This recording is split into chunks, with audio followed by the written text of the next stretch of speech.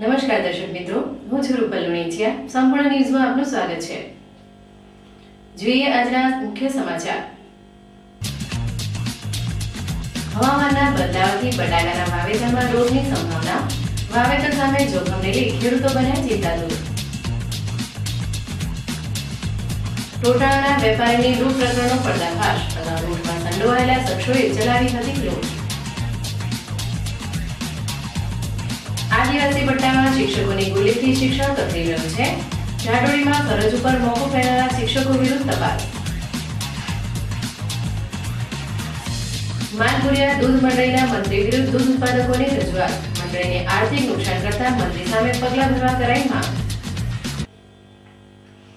સંપૂર્ણ ન્યૂઝ આપની આંગળીના ટેરવે. ઇન્ટરનેટ ઉપર સંપૂર્ણ ન્યૂઝ જોવા લોગિન કરો www.youtube.com/સંપૂર્ણ જોઈએ સમાચારો વિગતવાર.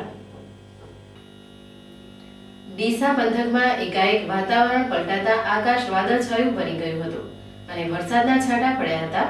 બદલાયેલા વાતાવરણના લીધે બટાટાના પાકોમાં સુકારો રોગ આવવાની શક્યતા મંડરાઈ રહી છે, જેના લીધે તાલુકાના ખેડૂતો ચિંતિત બની ગયા છે. બનાસકાંઠા જિલ્લાના મુખ્ય મથક ડીસા શહેરમાં શિયાળુ સિઝનમાં મોટા ભાગના ખેડૂતો બટાટાનું વાવેતર કરતા હોય છે. ચાલુ સાલે ડીસા પંથકના ખેડૂતોએ બટાકા, જીરું, ઘઉં, રાયડો જેવા પાકોનું વાવેતર કર્યું છે. ગુરુવારે અચાનક વાતાવરણ પલટાતા સવારથી જ આકાશ વાદળછાયું બની ગયું હતું. સવારે વરસાદના છાંટા પડતા લોકોએ ભર શિયાળામાં ચોમાસાનો અનુભવ કર્યો હતો. વાતાવરણ વાદળછાયું અને ભેજવાળું હોવાના લીધે બટાકાના પાકમાં સુકારા નામનો રોગ આવવાની શક્યતા સેવાઈ રહી છે, જેથી તાલુકાના ખેડૂતો ચિંતિત બની ગયા છે. આ વાતાવરણના લીધે ઠંડીમાં પણ વધારો થવા ઉપરાંત પવનની ગતિ તેજ થઈ ગઈ છે.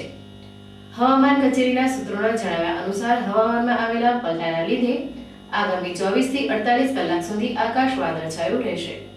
હવામાનમાં આવેલા પલટાની અસર ખેતી પાકો પર પડવાની પૂરેપૂરી શક્યતા છે. ડીસા બટાકા સંશોધન કેન્દ્રના કૃષિ વૈજ્ઞાનિક રામજીભાઈ પટેલે જણાવ્યું હતું કે વાતાવરણને લીધે ભેજનું પ્રમાણ વધ્યું છે, જેથી ખેડૂતોએ રોગથી પોતાના પાકને બચાવવા માટે ફુવારાનો વપરાશ માપસરનો કરવો જોઈએ અને મેન્કો જેપ 75 દવાનો છંટકાવ કરવો જોઈએ. પાલનપુરની જીડી મોદી વિદ્યા સંકુલમાં આવેલ રોઝી બ્લડ પેવેલિયન ખાતે આજથી ત્રિદિવસીય ચિત્ર પ્રદર્શન ખુલ્લું મૂકવામાં આવ્યું છે. ગુજરાત રાજ્ય લલિત કલા અકાદમી અમદાવાદ અને MA Parikh fine arts college પાલનપુરના સંયુક્ત ઉપક્રમે faculty of fine arts MS university બરોડાના અધ્યાપકો અને વિદ્યાર્થીઓનું ચિત્ર પ્રદર્શન પાલનપુરની જીડી મોદી કોલેજમાં ખુલ્લું મૂકવામાં આવ્યું છે. તારીખ 2 થી 4 જાન્યુઆરી સુધી ચાલનારા આ ત્રિદિવસીય ચિત્ર પ્રદર્શનને આજે જિલ્લા કેળવણી મંડળના પ્રમુખ શિરીષભાઈ મોદીના વરદ હસ્તે ખુલ્લું મૂકવામાં આવ્યું હતું. આ પ્રસંગે MM પરીખ ફાઇન આર્ટ્સ કોલેજના આચાર્ય રમેશ પટેલ, ગુજરાત રાજ્ય લલિત કલા અકાદમીના સચિવ મનોજ શુક્લ, પાલનપુર જીડી મોદી કોલેજના પ્રિન્સિપાલ, અધ્યાપકો વિશાળ સંખ્યામાં ઉપસ્થિત રહ્યા હતા. આમ અધ્યાપકો અને કોલેજના વિદ્યાર્થીઓ દ્વારા તૈયાર કરાયેલ ચિત્રોનું પ્રદર્શન નિહાળી કોલેજના વિદ્યાર્થીઓ પણ ચિત્રકલા અંગે રુચિ ધરાવતા થયા છે. લલિત કલા એકાદમી અને MA Parikh fine arts and arts કોલેજના સંયોગ ઉપક્રમે આજે અમારા કોલેજમાં એક પેઇન્ટિંગનું એક્ઝિબિશનનું આયોજન કરવામાં આવ્યું.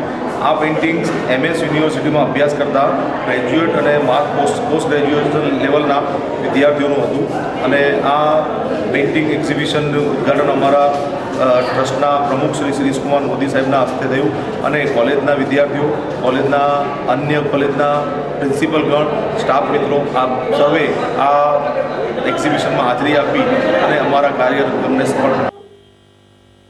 તાલુકા મથક લાખણીમાં વેપારીઓ દ્વારા આજે આગથાળા ગામની શાળામાં વિદ્યાર્થીઓને ગરમ સ્વેટરનું વિતરણ કરવામાં આવ્યું હતું. શિયાળાની મોસમ હાલ મધ્યાંતરે પહોંચતા ઠંડી રીતસરનો કહેર વર્તાવી રહી છે, ત્યારે આગથાળા ગામની સંસ્કાર વિદ્યાલયમાં અભ્યાસ કરતા બાળકો આ ઠંડી સામે રક્ષણ મેળવી શકે તેવી ઉમદા ભાવનાથી આજે લાખણીના વેપારીઓ દ્વારા શાળાના વિદ્યાર્થીઓને ગરમ સ્વેટરનું વિતરણ કરવામાં આવ્યું હતું. જો કે લાખણીના વેપારીઓ દ્વારા હાથ ધરવામાં આવેલ આ સેવા કાર્યમાં દિયોદરના ધારાસભ્ય, લાખણી મામલતદાર VH ઠાકોર, મેડિકલ એસોસિએશનના પ્રમુખ Shravanbhai Dave, sub registrar RC Rabari, Leraji Thakor, કરિયાણા એસોસિએશનના પ્રમુખ RR ચૌધરી સહિત વેપારીઓ વિશાળ સંખ્યામાં ઉપસ્થિત બાળકોને ગરમ સ્વેટર આપવાની સાથે યુગ પૂર્વ સ્વામી વિવેકાનંદના વિચારો રજૂ કરી બાળકોને મહેનતથી આગળ આવવા જણાવ્યું હતું.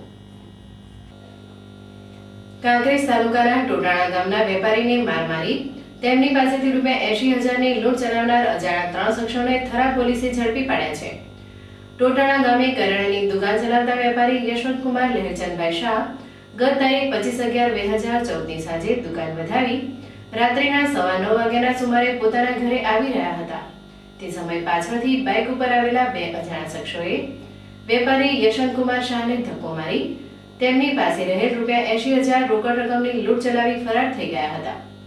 આ મામલે થરા પોલીસ મથકે લૂંટની ફરિયાદ નોંધાતા દિયોદરના એએસપી ચૈતન્ય માંડલિકના માર્ગદર્શન હેઠળ થરા પોલીસ મથકના પીએસઆઈ યુબી ધાખડાએ શકના આધારે ટોટાણાના ભરતજી મેવાજી ઠાકોરની પૂછપરછ કરતા આ લૂંટ તેણે ભાભર તાલુકાના ખડોસણ ગામના વિક્રમજી સંગ્રામજી ઠાકોર અને તરસંગજી અમથાજી ઠાકોર પાસે કરાવી હોવાની કબૂલાત કરતા પોલીસે આ લૂંટ પ્રકરણના મુખ્ય સૂત્રધાર ટોટાણાના ભરતજી ઠાકોર તેમજ તેના 2 સાગરીતોને ઝડપી પાડી તેમના રિમાન્ડ મેળવવાની કાર્યવાહી હાથ ધરી છે.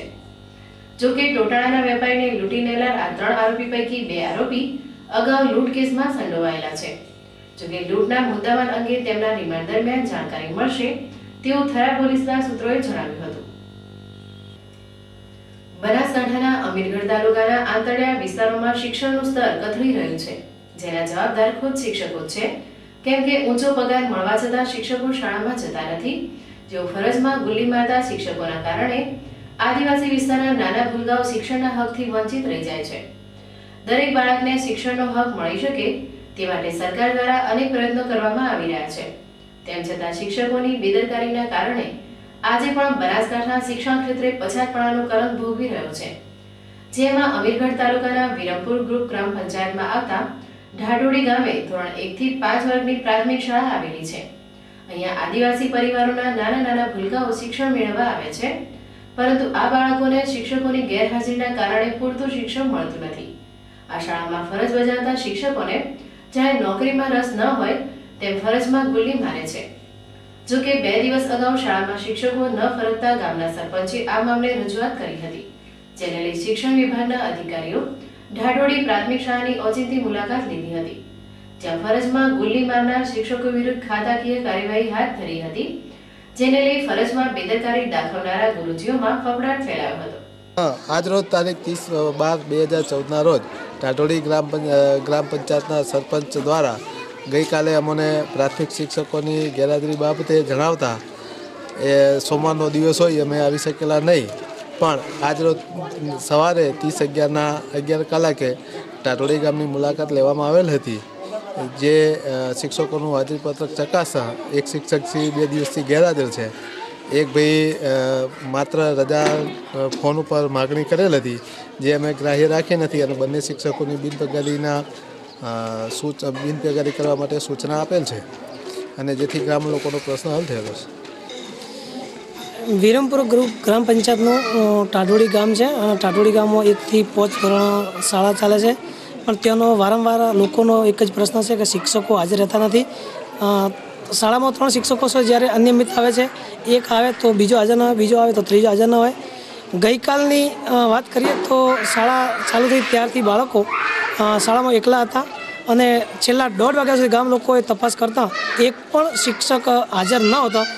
ગામ લોકોએ મને સરપંચ તરીકે મને ફોન કરતા હું પણ ત્યાં શાળાની મુલાકાતે હું અને ડેપ્યુટી સરપંચ ગયા તો ખરેખર સવારથી મળી અને 1.5 વાગ્યા એક પણ શિક્ષક હાજર ન હતા.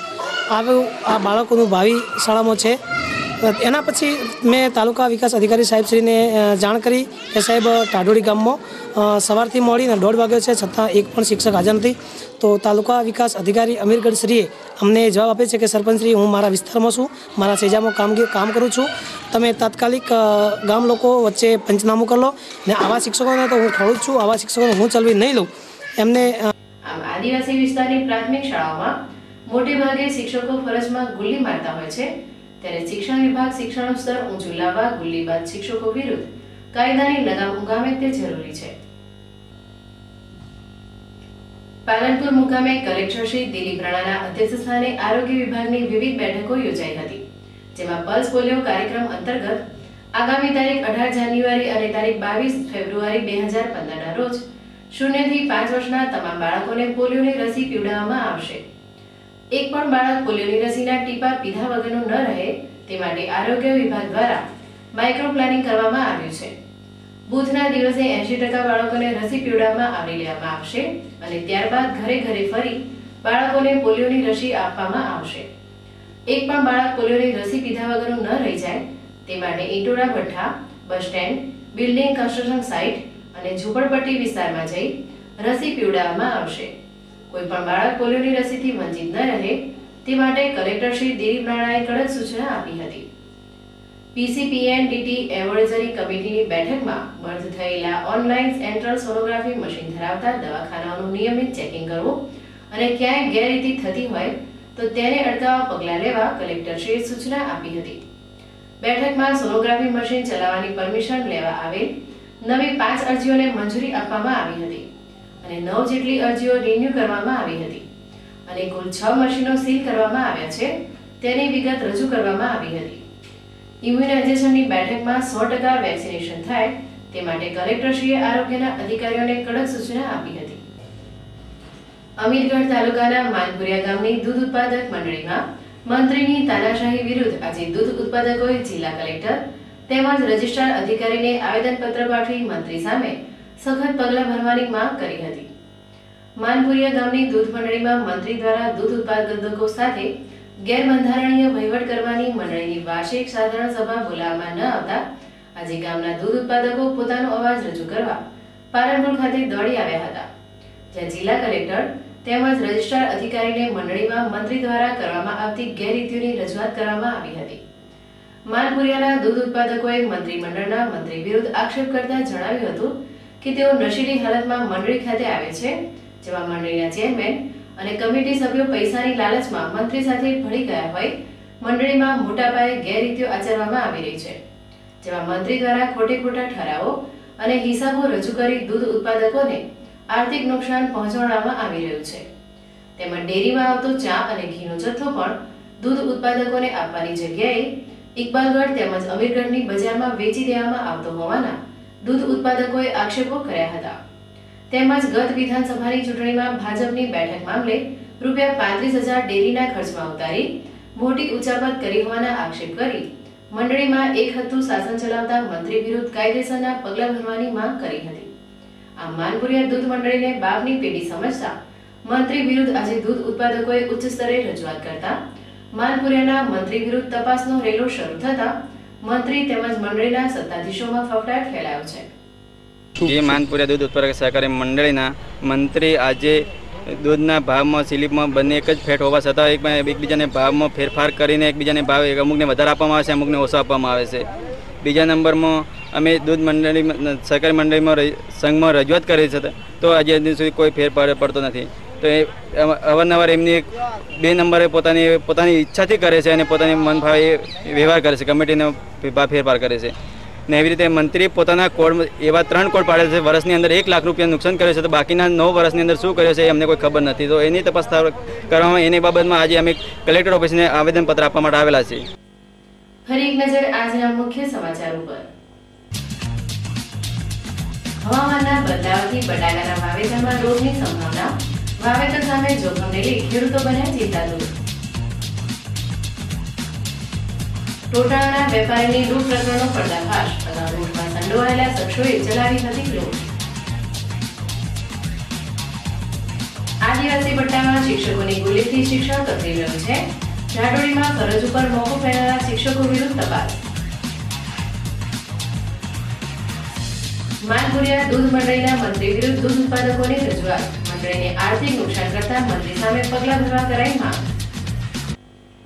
આ હતા અત્યાર સુધીના સમાચાર. વધુ સમાચાર સાથે ફરી મળીશું. નમસ્કાર.